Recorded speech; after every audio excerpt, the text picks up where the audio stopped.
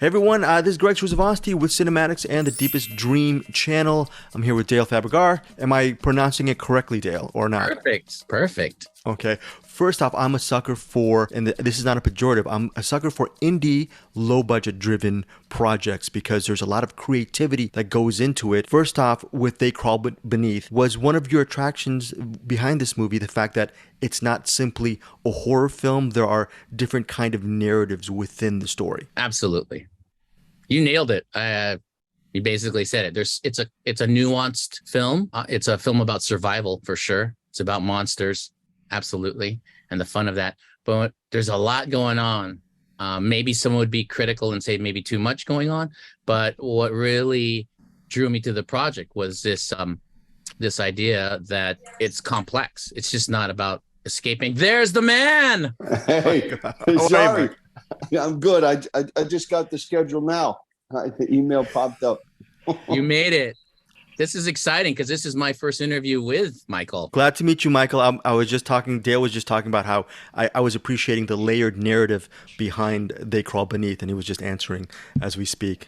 Yeah. The layered narrative. The layered narrative. What did you say? Narrative. Yeah, layered narrative. You know, it's also kind of part of it's a little bit of a father-son story. Then there's this claustrophobic kind of thriller, and then it branches out. I don't know, maybe I was reading it wrong. Dale, was I kind of on the mark regarding the triplets of storytelling, I guess? I mean, Greg, I'm so impressed, and thank you for taking notice and feeling and noticing those layers. I mean, it's just enough to create a simple story about a man who's trying to escape, right? But you always have that second act. You got the first act and the last act. What happens in the last act, we're going to wait and find out. But what happens in the middle, that's, I think, as a filmmaker, for me, that's one of the toughest parts, you know? But it's about, there's a lot going on. It's a relationship, father and son, perhaps relationships, your girlfriend or your wife. You know, there's a lot going on.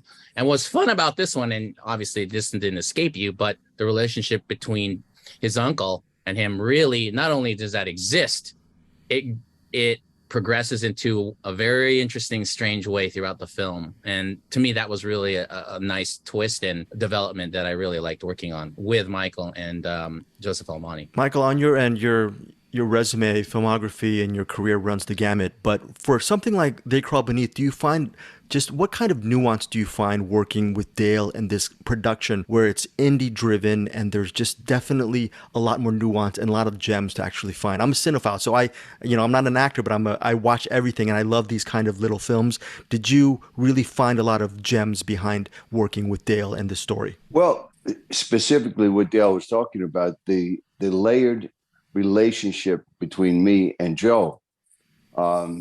It seems like I'm just this the reckless uncle who he goes to when he has to, drink too much, race a car, do all the stuff that you don't get to do with your dad. That was very interesting.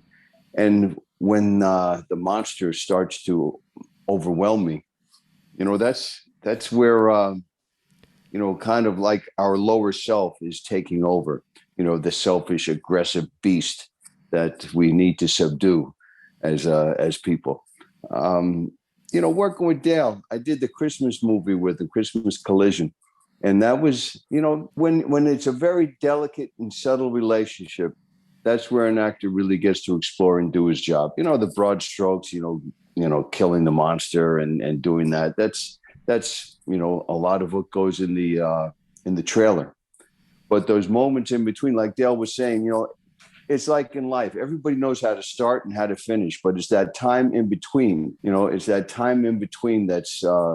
is what life is. And that's what the movie is what happens between, the inciting incident and the conclusion. That's the movie. How you get to the end, that's interesting. Dale, I don't know if you're part of Gen X or you're the generation afterwards, but what's it like working with someone like Michael, especially since you're a cinephile, the trajectory, Michael's that old school actor who's reminiscent of guys like Robert Mitchum and Gary Cooper, these actors, and then there's that lineage. What's it like collaborating with him and then also just getting to know him, like Michael was saying, between the time between? So it must be it's hard to put into words or soundbite, but what has been that experience for you? Nothing less than amazing. I was a huge fan. The first time I met you, but I will be honest. his resume, all the movies he's been in are so amazing, you know, but I'll always remember him many, you know, and like Eddie and the Cruisers and Streets of Fire. I just remember, man, how cool that dude was in Streets of Fire. Like back in the day, I mean, you know, it just always seared in my brain, you know, and those images and him and Willem Dafoe. I just like that kind of stuff and other films that he's done. He's just so many. But I remember meeting him first time real quick for the Christmas movie. And I was intimidated. I thought, oh, man, there's this tough guy. You know, I get to meet Michael Pare. Is this going to work? He's going to say, you're too soft. You're a jerk. But I mean, he's a fantastic actor and really does care. We went through the script, I believe, for that Christmas movie, almost page by page. We talked about the characters, and I thought, man, here's an actor, even at this level, for just this budget, that he really cared. And to me, that just was amazing to me. And I felt, and I'm sure he does it in all the projects that he does. I can tell. I mean, he's just really good. And I had seen he'd worked with our producer Susanna on another project before, so they knew each other, and that's what kind of brought us together. So yeah, it was just amazing. It's just so great working with him. It was kind of, and to see him working in, by the way, this role was written with Michael in mind from the very beginning. Having known him, I go, we need this guy who does this, and it's like, you know, and it was written with him, and we were just so lucky because it was during the pandemic or during that period. It was a tough time for scheduling. It's always, you want somebody, and sometimes their schedules don't allow it, but we're just very lucky that it worked out. So Michael, I have a curious question. I was looking at a bunch of your interviews, and I think one of the interviews you mentioned that you love to write. One of your biggest passions is writing. You love to write, but also as the morning starts, you also meditate as well. Me being 51 and being neurotic, I've never done that. And I just, in the big picture, how has that helped your creative journey as far as working with so many different people and just still staying passionate regarding the craft? Is there some kind of linear progression where this meditation helps you as an artist, or am I picking apples and oranges with this question? No, I think meditation is an important part for for anybody, but being an actor for so long, knowing where your center is and getting to that quiet spot, you know, that is, if you know who you are and where you are and what you are, then you can start, your imagination can start to flow. It's like one of the tricks I do, you know, visualization. When I have a project early on, by the time we get to shooting, I've already visualized the scene like 100 times. So it's, you know, by that visualization process is what allows inspiration to come in, you know, and inspiration is like, you know, it's like touching your source. And that's what you're doing when you're meditating. You're turning off your thoughts and your emotions and your physical sensation and just getting to that center. And if there's questions or concerns in your life, that's where that inspiration will come from, if you can touch that center. And it's a practice. It's not something that you can turn on and off. You have to practice. And the longer you practice and the harder, well, it's not, hard is not the right term. The more passionate you are about finding that quiet spot, you know, the longer you spend in meditation, the better chance you'll have of being inspired. Inspiration, you know, all artists are looking for inspiration. And I'm sorry, I get in all these calls. I don't know how to block out, you know, calls while we're Zooming. But inspiration is the key to art. You know, artists are inspired, and you have to I find that if I can get to that quiet spot, that's where inspiration comes from. If I'm having a problem with the scene, if I go over it and over it and over it by myself in my imagination, I get inspired and I find the solution. You know, I'll find the answer. And often it's on the page, but if you don't study it, you will miss it. You know, on that point, Dale, where do you find your inspiration? Because you look at something like this, TheyCrawlBeneath, it could have been an easy A to B film, monster, garage. In a weird way, a subtle look at a young man trying to find his manhood and grow up. That's kind of really interesting. And where do you find your inspiration as a filmmaker in big picture? Because there's a lot more in this movie that people can glean. And I'm assuming one could assume the same for your career. Wow. Well, thanks, Greg, for even for noticing. And yeah, there is a lot going on in there. And where I find my inspiration, I don't know, I find my inspiration from all over the place. I try to just be a sponge, you know. But I think I know that it probably perhaps my family and my upbringing has affected me in the way I think and feel. I do my own type of focusing and meditation daily, you know, and my love of people and caring for them influences on perhaps maybe the style on how I approach a movie. Like, this is a horror movie. Let's kill everybody. You know, because that's what they want. They want to see the monsters and a lot of blood. I mean, sell, right? But I don't know. There's a certain, maybe I'm a little softer in that way, I'll admit. But yeah, this film to me, although it was a creature film, I mean, thematically was about, you know, a couple things. It was about choices. You know, it could be about choices and the choices that you make, good or bad, and how they affect your life. And in the end, it was really about fighting for what's important and those that you love. That is sort of for me, I'm admitting that to you, that was the undercurrent for me as I approached this movie. Obviously, it was about monsters. It's about survival. But what are you living for? I mean, I'll guarantee you that if many of us were in that situation, some of us would just give up. I mean, what can I do here? But why? Why do we keep going? What's the purpose of living?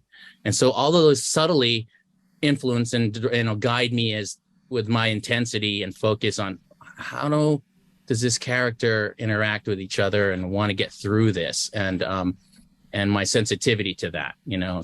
Again, that's kind of what drives me. I hope I answered your question. Yeah, definitely.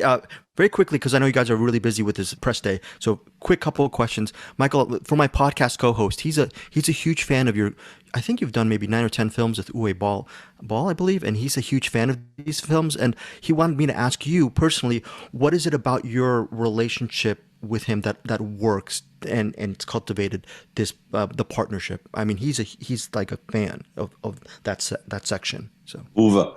Well, Uwe and I, when we made our first movie, Sanctimony, I said, "Hey, man, they put us in apartments instead of a hotel."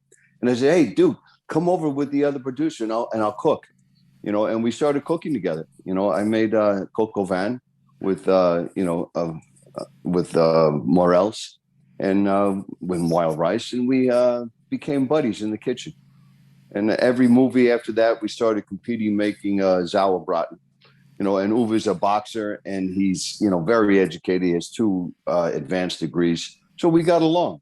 You know, his sense of humor is weird, and you know, the way he approached movies, he wanted to make movies that were important to him, and he also tried to make very commercial movies.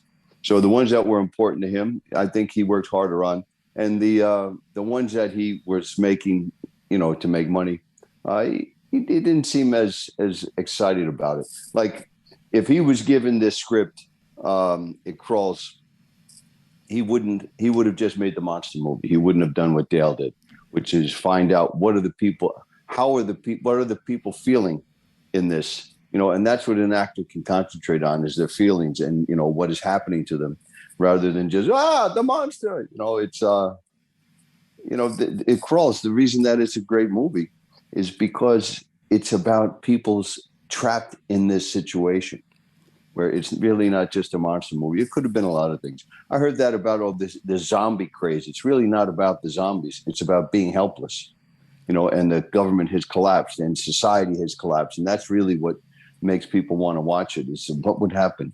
You know, the zombies are just like a metaphor for loss of control and chaos. The reason It Crawls works is because it's on a much deeper level. Yeah, definitely agree. Final question, Dale. I again, like I told you before the interview started, I've probably interviewed maybe 7 or 8, if that, fellow Filipinos in my 30 years of doing interviews. Usually with Filipinos, whenever we meet, the first question that we ask is, have you been to the Philippines, or have you been back? Or if so, when will you go again? So that's my final question to you. Wow, funny. Michael and I are thinking, let's go to the Philippines and do something, right? Yeah. We see that every time we meet. When are we going to go to the Philippines and do something? Let's talk to Dean Devlin. Maybe he can make something happen. I'd love to work with all the, you know, Michael Pare and Dean Devlin, because he's doing stuff out there. But yeah, I did go back a few years ago. I did a drama called 100 Yards. And we went to Cebu. And man, I hadn't been back since 75 as a little child. To visit my family, my parents' family. And I didn't think I'd ever go back. But that door opened up and I went over there, and I have to say it was a highlight. milestone in my whole timeline of existence, to experience that and be there in that beautiful place and those people, beautiful folks, and to make a movie. It was just wow. And I just would love to do it again. And I've got a couple ideas, but you know, it's a little tough traveling right now and all that, but yeah, it's definitely, you know, in the head to go back. I would love it. So, Michael, very quickly, you're open to going to the Philippines for a while, shooting with Dale and doing a movie over there. I don't know if you've ever been there. It's amazing. So I would love to go there. And you know what? Because we had that big military base there for so long, there's plenty of opportunity for drama and conflict and adventure there. All right. Thank you guys so much for your time. Dale, if you ever set up some kind of GoFundMe project, hit me up. I'm going to put my own money on it, so I'm going to promote it. That's very nice. Thanks, Greg. Okay, thank you guys so much for your time. Thanks, guys. Really appreciate Take care. Take care.